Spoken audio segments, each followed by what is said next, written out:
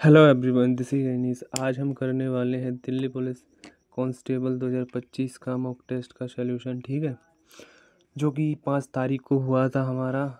वैसे तो इसका सलूशन आगे से मैं जिस दिन ये मॉक टेस्ट हुआ करेगा उसी दिन लाऊंगा, लेकिन ये मैं पहले ये पिछला रह चुका था, इसलिए इस बार लेकर आया हूँ 5 तारीख वाला। ठीक है, तो कंफ्यूज मत होना ये कौन सा सलूशन है। आप देख सकते हो 5 तारीख वाला ये मॉक टेस्ट है। ठीक है, तो चलिए शुरू करते हैं हम। पहला क्वेश्चन है, ABC 3 बॉक्स है जिसमें 3, 5, 7 के अनुपात में कंचे रखे हुए हैं। कंचों की कुल संख्या 75 है। यदि 3 कंचे B से A में स्थानांतरित कर दिए जाए और 5 कंचे C से B में स्थानांतरित कर दिए जाए तो कंचों का नया अनुपात क्या होगा। ठीक है, तो क्या है ABC, आपको क्या दे रखा है 3:5, 5 और 7। ठीक है, और कुल संख्या आपको दे रखी है 75। ठीक, तो क्या मैं इनके बराबर कर दूं, तो 7, 5, 12, 3, 15, तो 15 बराबर हो जाएगा 75 और R बराबर हो जाएगा 5। अगर R बराबर 5 है तो 3 बराबर हो जाएगा 15, 5 बराबर हो जाएगा 25 और 7 बराबर हो जाएगा 75। ठीक, अब क्या बोला है, ये ABC का नया रेशियो।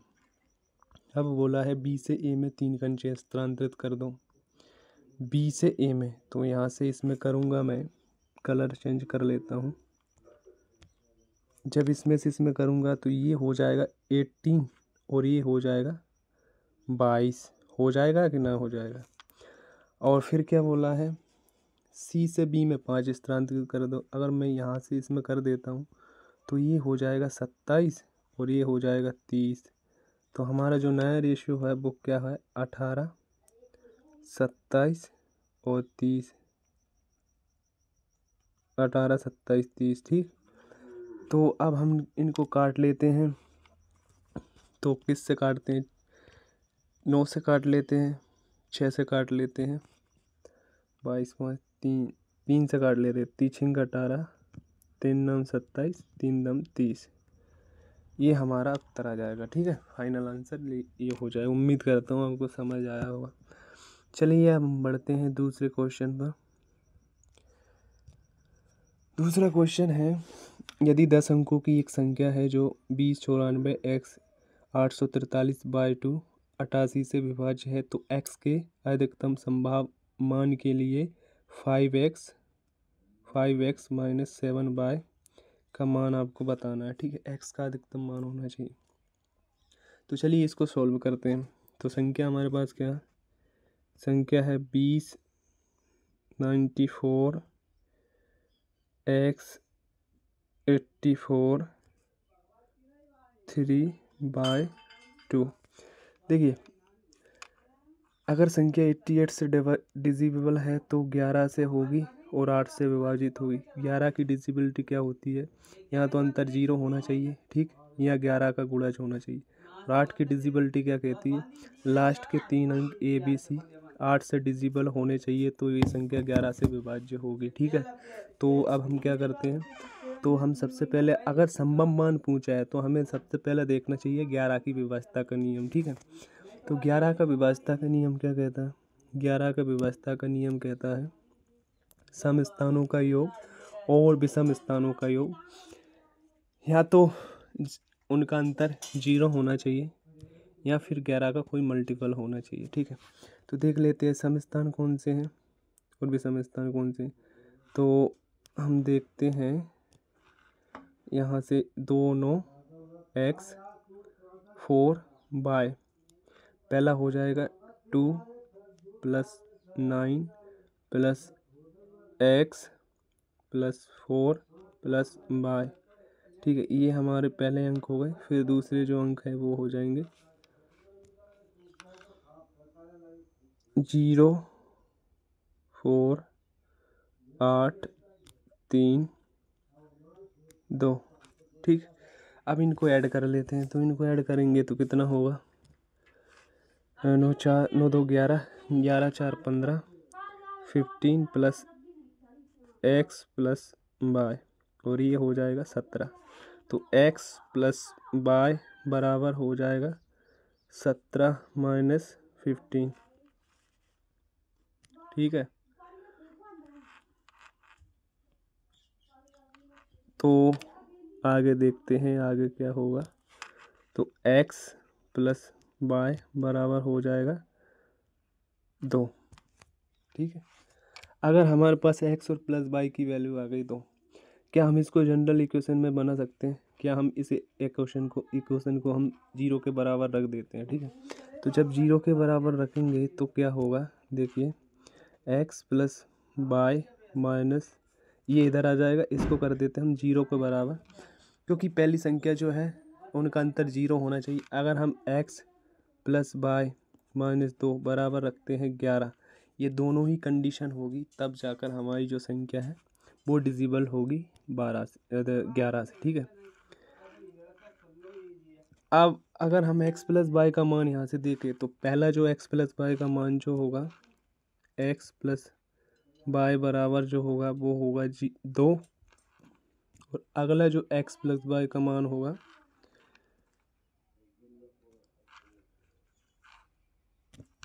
x प्लस बाय बराबर 13।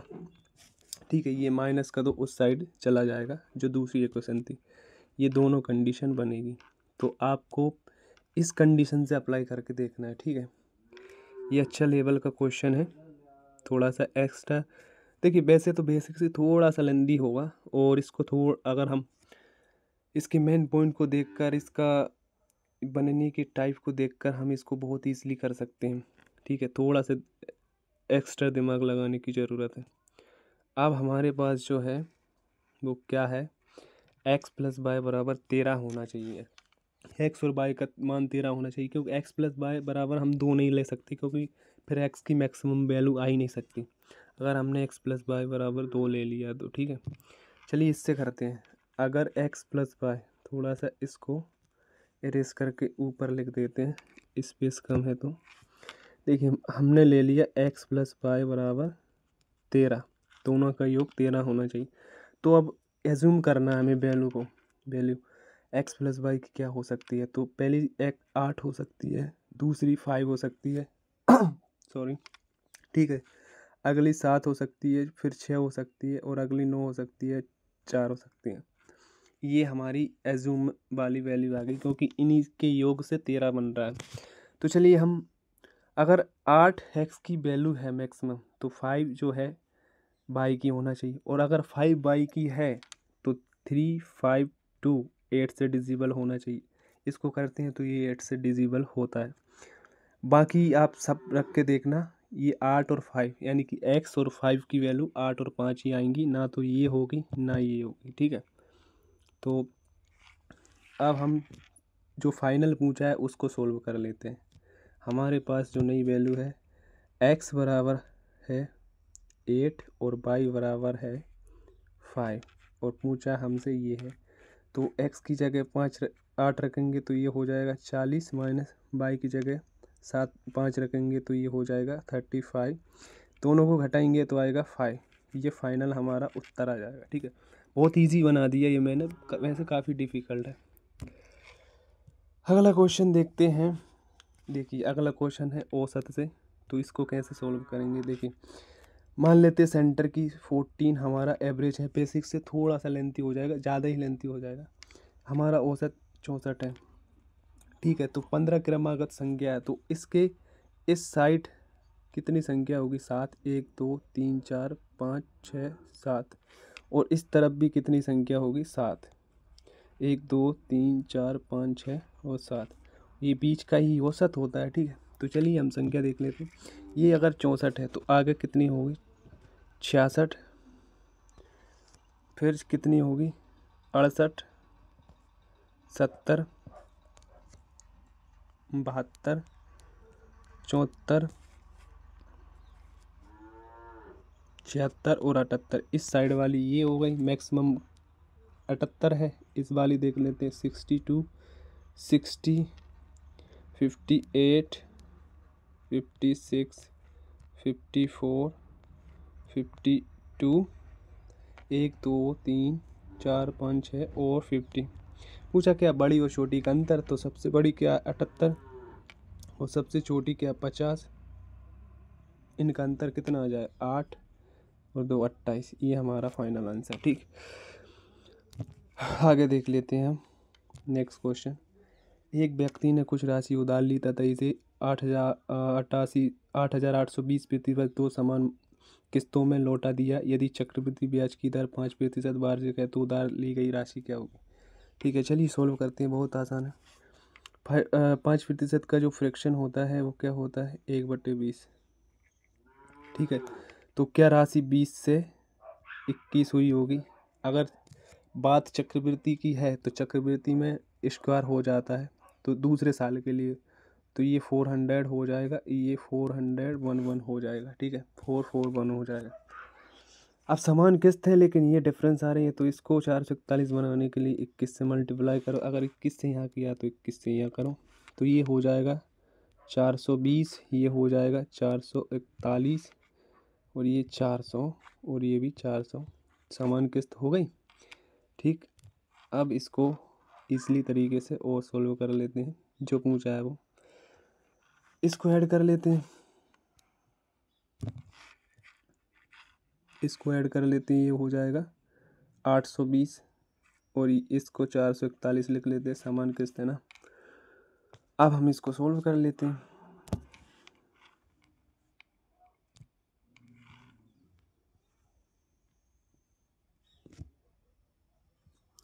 अब क्या पूछा है, अब आपके पास है 8,820। समान किस्त कितनी आई थी 441। देखिए समान किस्त है ना, इसलिए हमने ये किस्त यहाँ रखी, और हमारा जो मूलधन बना था वो इस साइड वाला था, वो कितना था 820। इसको सोल्व कर लेते हैं, सोल्व करते हैं। चलिए इसको सोल्व करते हैं। ये किससे कटेगा 11 3 33 11 चौको 44। चलो इसको डायरेक्ट काटते हैं, ये 2 बार कट जाएगा तो ये आ जाएगा 20। ठीक है, अब 20 इंटू 820 करते हैं तो हमारा उत्तर क्या आएगा। उत्तर आ जाएगा हमारा ये 0, ये 40, ये 8 दूनी 16। हमारा उत्तर आ जाएगा 16,400। ये हमारा मूलधन है। ठीक,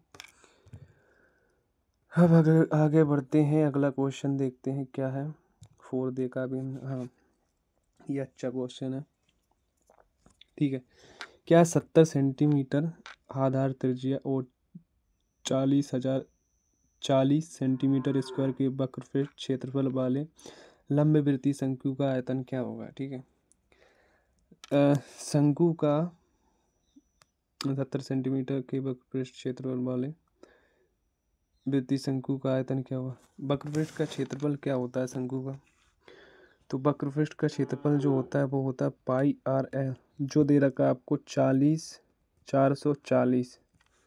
ठीक है, तो इसको सोल्व करते हैं। 22/7 इंटू आर, आर हमें दे रखी है, आर हमें दे रखा है 70 और हमें चाहिए एल बराबर 440।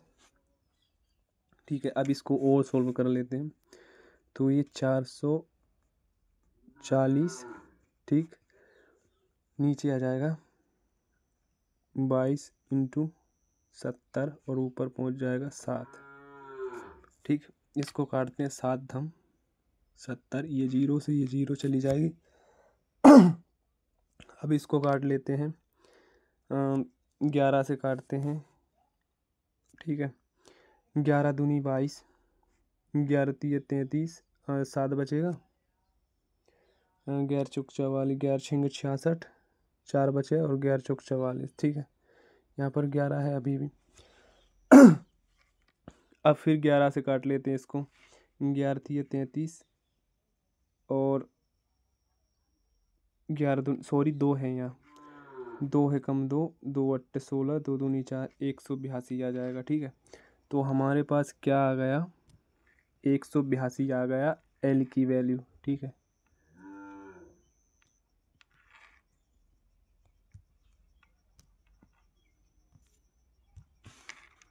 एल बराबर 182। देखिए हमारे पास एल उपलब्ध है और आर अवेलेबल है, आर है 70। अब हमें क्या चाहिए, एच चाहिए, क्योंकि शंकु का आयतन जो होता है वो होता है 1/3 पाई आर स्क्वायर एच, ये शंकु का आयतन होता है। ठीक है, तो हमें एच भी चाहिए। अब एच कैसे निकालेंगे, तो एच को निकालने के लिए हमें करना पड़ेगा पाइथागोरस प्रमेय का यूज़, जो कि कहती है एल का स्क्वायर बराबर H square plus R square, ये दोनों होता है। ठीक है, तो एल हमें दे रखा है 182 का स्क्वायर बराबर, और ये हमें दे रखा है एच, हमें एच स्क्वायर चाहिए, और आर दे रखी है हमें 70 का स्क्वायर। ठीक है, जब हम इनको सॉल्व करेंगे, इसको स्क्वायर में कन्वर्ट करेंगे, इसको भी स्क्वायर में कन्वर्ट करेंगे, तो एच स्क्वायर हमें मिल जाएगा, एच बराबर मिल जाएगा 168, जब हम इनको फाइनली सॉल्व कर लेंगे। ठीक है, अगर एच बराबर 168 मिल जाएगा तो अब हमारे लिए बहुत आसान हो गया इसका आयतन निकालना। आयतन जो होता है 1/3 पाई आर स्क्वायर एच होता है, ये शंकु का आयतन होता है। तो चलिए इसको सॉल्व कर लेते हैं। 1/3 पाई का मतलब 22/7, आर स्क्वायर मतलब 70 इंटू 70, और एच हमें दे रखा है 168। इसको जब हम सॉल्व करेंगे 7 21, 21 8 168, ठीक है, 22 8 176, 70 इंटू 70 4900। इसको सोल्व कर लेंगे, हमारा आंसर आ जाए। चलिए नेक्स्ट बढ़ते हैं आगे। छठवां क्वेश्चन बढ़िया है। तो देखिए क्या है क्वेश्चन। एक कार पहले 3 मिनट में 20 मीटर चलती है और अगले 50 किलोमीटर 100 किलोमीटर की चाल से तय करती है। कार की औसत चाल लगभग कितनी है?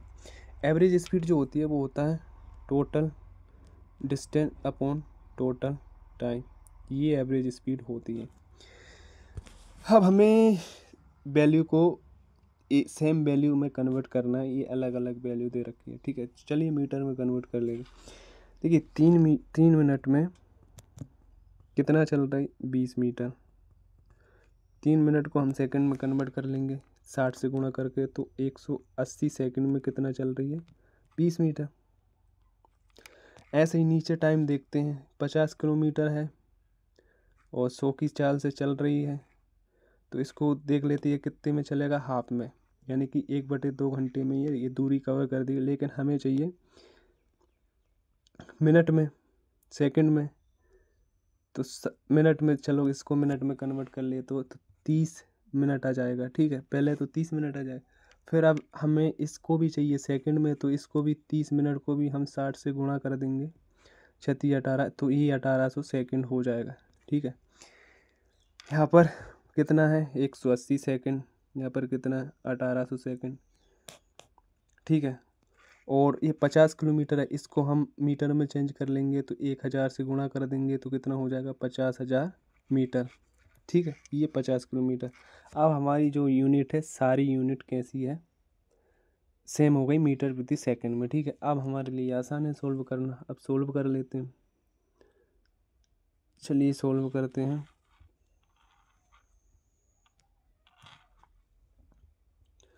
क्या होती है average speed? Total time upon total distance upon total time. तो क्या है? 5000 50,000 20, तो हमारी टोटल डिस्टेंस है, और टोटल टाइम जो है ये 1800 सेकंड, और उधर 180 सेकंड, इनको ऐड कर देंगे 180, तो ये हो जाएगा 1900, 819 180, हाँ 1980, ये हमारा हो जाएगा। इसको सोल्व कर लेंगे, हमारा उत्तर आ जाएगा। ठीक है, तो चलिए अब अगले क्वेश्चन पे बढ़ते हैं। 7वें क्वेश्चन पे। 7वां क्वेश्चन है, किसी आयत की लंबाई और चौड़ाई क्रमशः 35 सेंटीमीटर और 12 सेंटीमीटर है। इस आयत के चारों ओर निर्मित वृत्त की परिधि ज्ञात करें। ठीक है, तो इसको कैसे करेंगे? रेक्टेंगल के चारों ओर क्या है? वृत्त है। तो चलिए शुरू करते हैं। हम एक आयत बना लेते हैं, इसके बाहर एक ये वृत्त बना लेते हैं। तो क्या दे रखा है? 35 सेंटीमीटर इसके लेंथ है। ये 35 दे रखा है, ये 35 है और ये 12 है। ठीक, अब क्या दे रखा है? इस आयत के चारों ओर निर्मित वृत्त की परिधि ज्ञात करें। वृत्त की परिधि क्या होती है? 2πr होती है। अब हमें चाहिए r, तो r हम कैसे निकाल सकते हैं? हम मान सकते हैं ये इसका जो ये होगा कर्ण, विकर्ण जो होगा वो, अगर हम विकर्ण को यानी कि डायगोनल को, विकर्ण को अगर हम हाफ कर दें तो हमारे पास क्या आ जाएगा? हमारे पास r आ जाएगा। लेकिन हमें पता ही नहीं है कि भाई विकर्ण कितना। तो उसके लिए हमें देखिए, एक ट्रिपलेट होता है 35, 12 और 37, ये होता है। ये यदि हमें याद है तो हम कर देंगे, और वैसे भी कर देंगे पाइथागोरस प्रमेय का यूज़ करके। अगर ये हमें याद है तो ये 37 होगा। ठीक है, अगर ये 37 है तो आगे हम इसको ईजिली तरीके से सोल्व कर लेंगे। अब हमारे पास विकर्ण आ चुका है 37, और डायगोनल का आधा जो होता है वो होती है r, यानी कि त्रिज्या। ठीक है, तो चलिए इसको सोल्व करते हैं। 37/2 हमारे लिए r आ गए।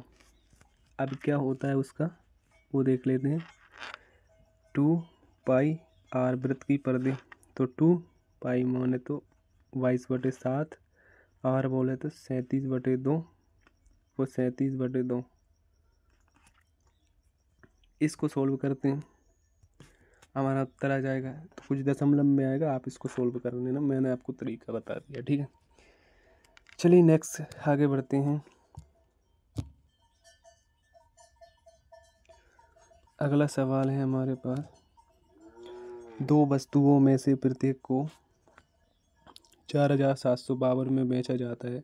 विक्रेता को एक वस्तु की बिक्री पर 32% का लाभ और दूसरे पर 28% की हानि होती है।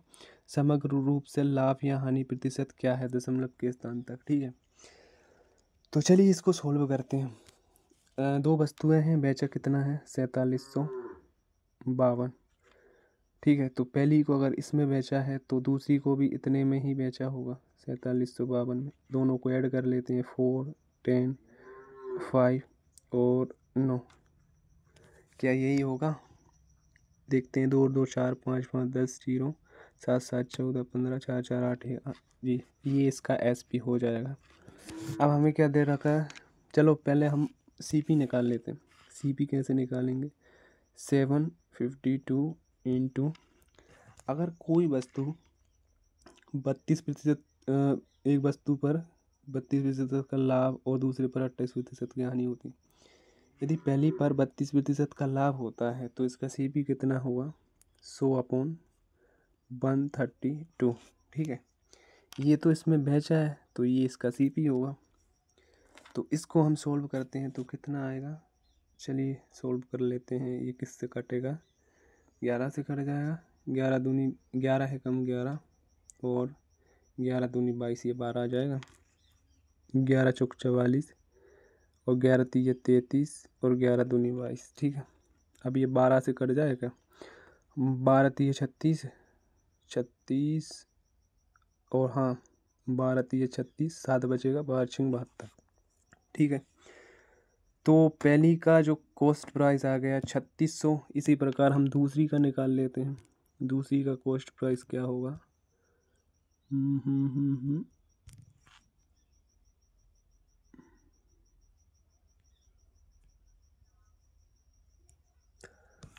दूसरी का कॉस्ट प्राइस कैसे निकालेंगे? इसी तरीके से निकाल लेंगे हम दूसरी का भी।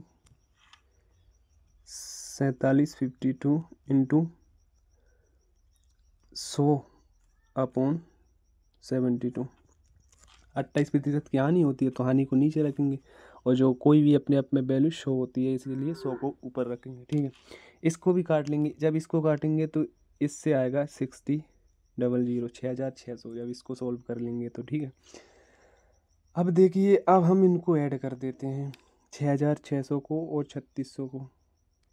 जब हम इनको ऐड करेंगे तो क्या होगा, 002 और 10,200। अब हमारे पास टोटल कॉस्ट प्राइस क्या आया था, 9504। ये आया था, ये विक्रय मूल्य है, सॉरी ये विक्रय मूल्य है, ये क्रय मूल्य है। तो अब हमें चाहिए लाभ प्रतिशत। लाभ प्रतिशत के लिए क्या करेंगे हम, हानि प्रतिशत के लिए क्या करेंगे, क्रय मूल्य माइनस विक्रय मूल्य। ठीक है, तो इसको कर लेते हैं। 10,200 माइनस करेंगे 9504।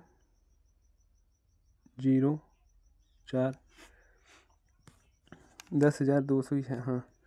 तो इसको इसमें से घटा लेंगे तो क्या आएगा, 10 में से 4 जाएगी तो 6। और फिर ये गलत लिख दिया मैंने, सॉरी,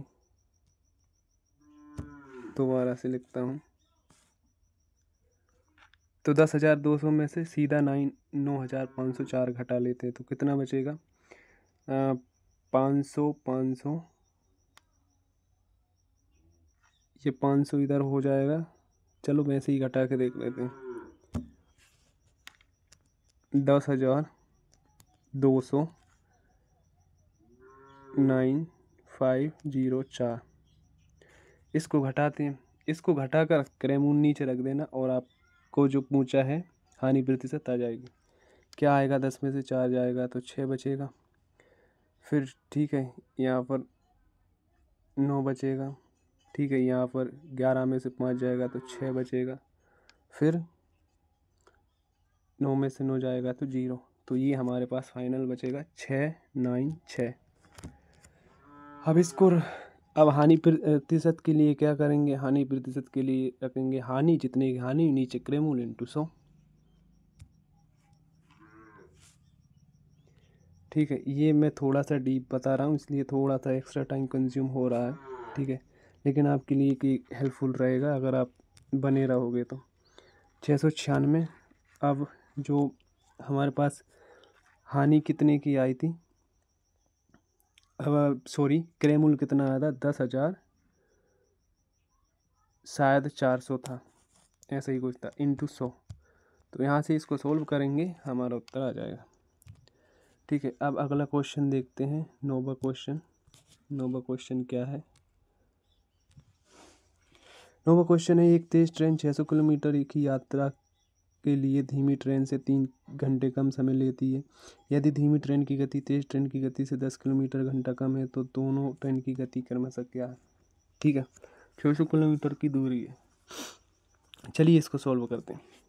मान लेते हैं कि जो तेज ट्रेन की गति है x है, धीमी ट्रेन की गति क्या हो, x माइनस 10। तो हमें दूरी तय करवानी है 600, x की स्पीड से चलेगी। और दूसरी जो ट्रेन है 600 x माइनस 10 की स्पीड से चलेगी। और बराबर जो है 3 घंटे का अंतर हो रहा है इन दोनों के बीच में। ठीक है, 3 घंटे कम ले रहे। देखिए यहाँ से इसको सोल्व करेंगे, द्विघात समीकरण बनेगी, यानी क्वाड्रेटिक इक्वेशन बनेगी, जो कि हमारे लिए सही नहीं है, स्पेशली एग्ज़ाम के हिसाब से। तो इसको हम करते हैं ऑप्शन से। ठीक है, तो ऑप्शन के लिए हमें क्या करना पड़ेगा, कोई एक ऑप्शन लेते हैं। जैसे कि मान लेते हैं तेज वाली गाड़ी की गति क्या है, तो दोनों ट्रेनों की गति क्रमशः, दोनों ट्रेनों की गति दे रखी है। तो मान लेते हैं कि तेज ट्रेन की गति जो है 50 किलोमीटर है प्रति घंटा। तो धीमी ट्रेन की गति कितनी हो, 50 माइनस 10 यानी कि 40। इसको सोल्व करते हैं, 50 से ये जाएगा 12 बार। ठीक है, ये और 0 ये जाएगा 15 बार।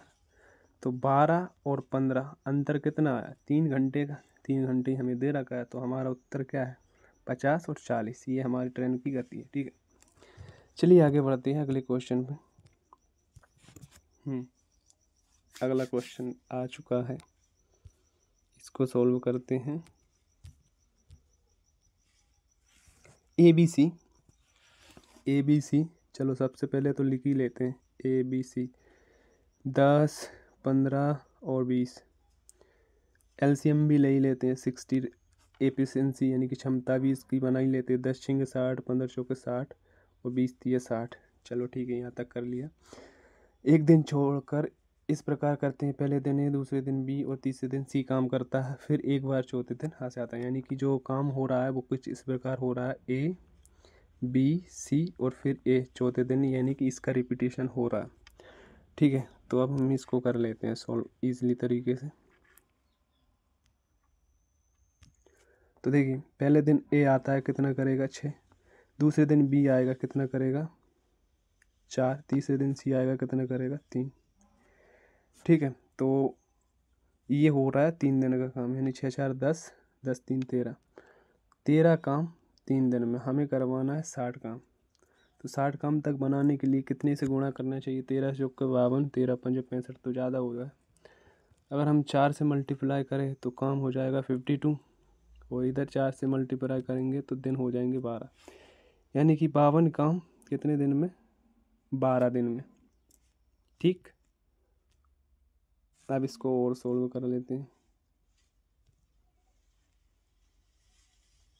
काम हमारे पास टोटल है 60, 52 काम 12 दिन में। अब बचा कितना? 8 काम। अब करने कौन आएगा? ए की क्षमता कितनी है? 6।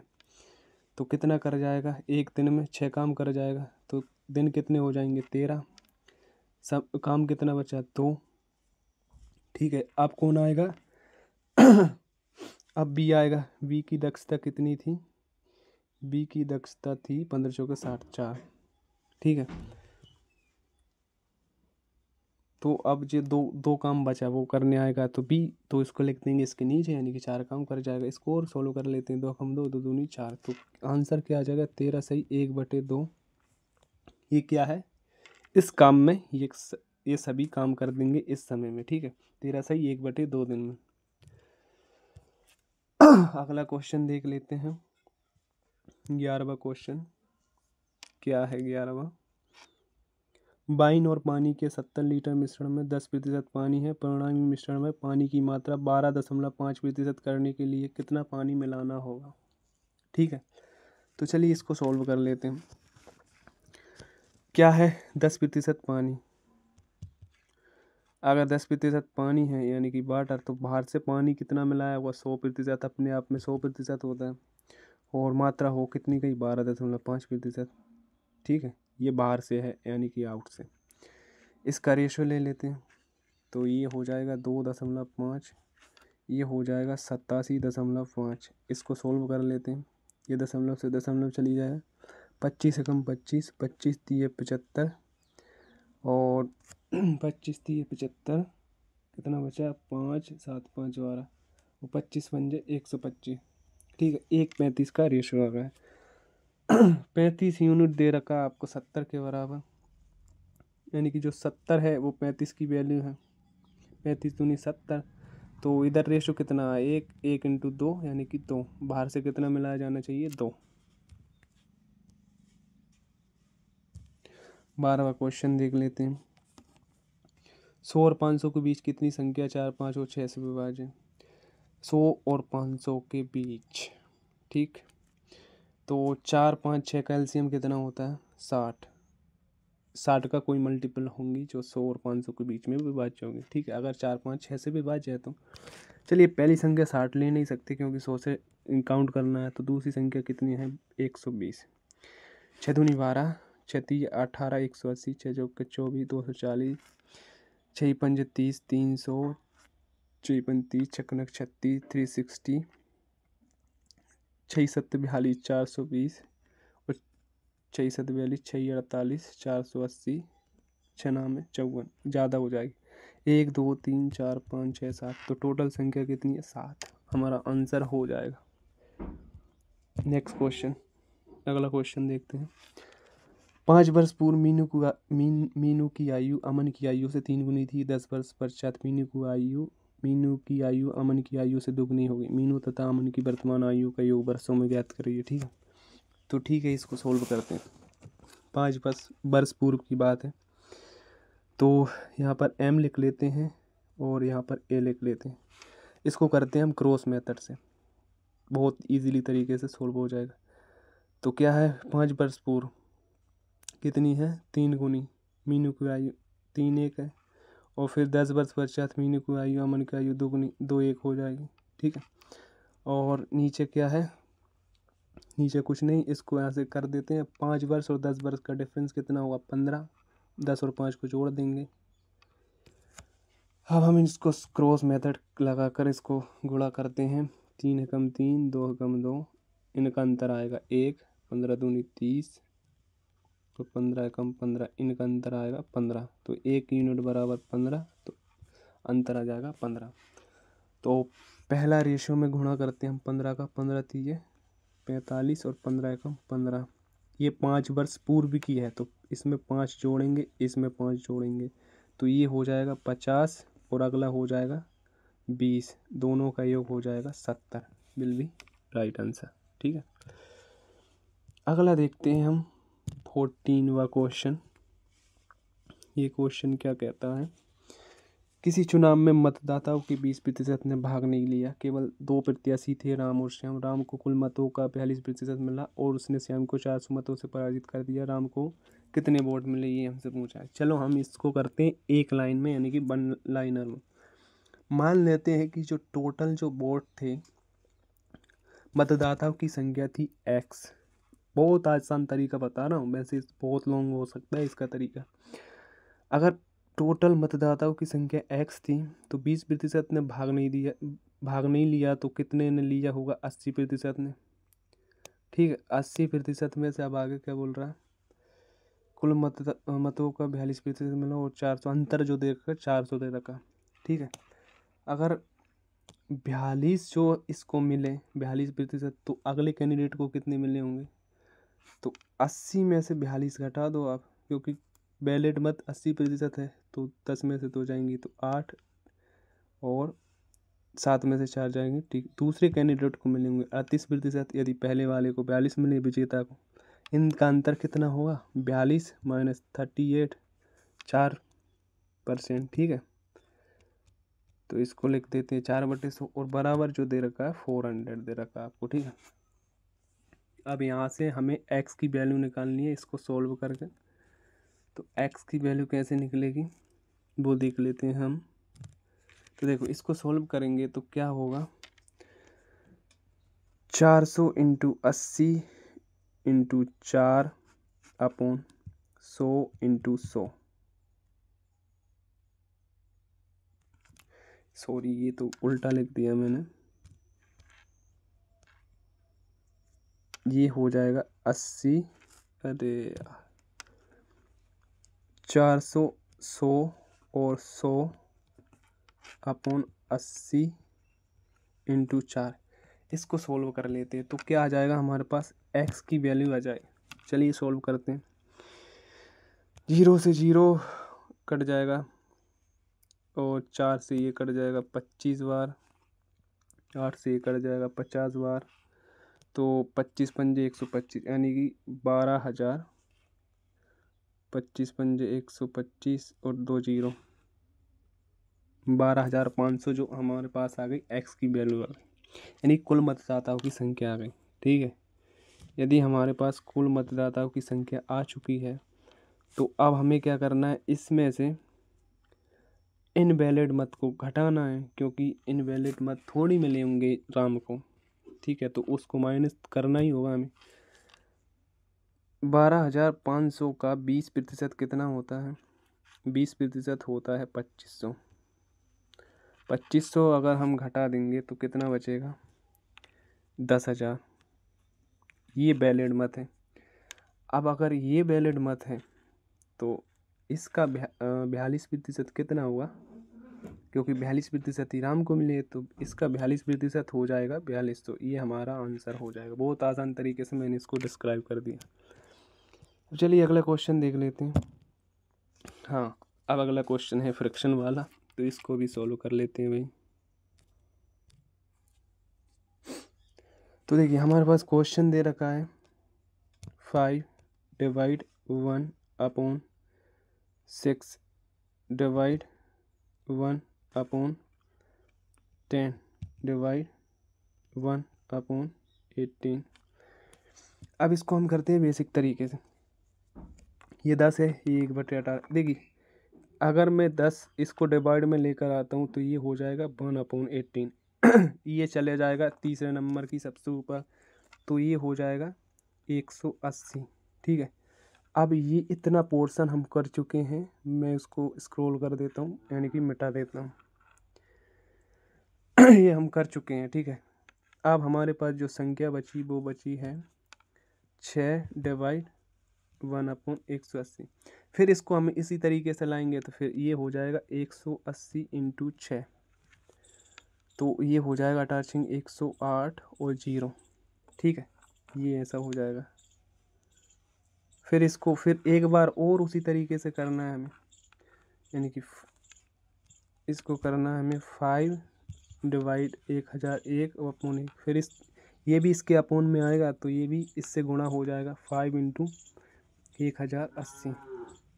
इसको सोल्व कर लेंगे, हमारा फाइनल आंसर आ जाएगा। देखो थोड़ा सा लॉन्ग सोल्यूशन हो सकता है, लेकिन मैंने आपको पूरे डिटेल में बताया है, ऐसा सोल्यूशन कोई नहीं बताएगा। ठीक है, उम्मीद करता हूँ आपको अच्छा लगा होगा ये मॉक टेस्ट का सोल्यूशन।